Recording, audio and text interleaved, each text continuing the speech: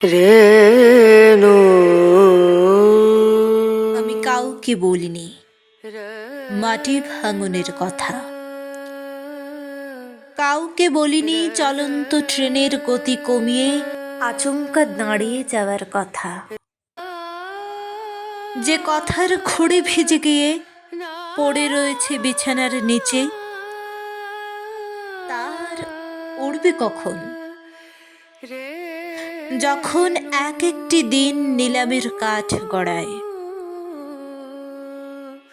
কতখানি ভাবতে পারি তলিয়ে যাওয়া শহরের ঠিকানা, যে শহর আগেই ডুবেছে ডুবেছে উড়ন্ত পাখির ডানা। ছাড়া ছাউনির নিচে আমি তোমাকে দেখিনি,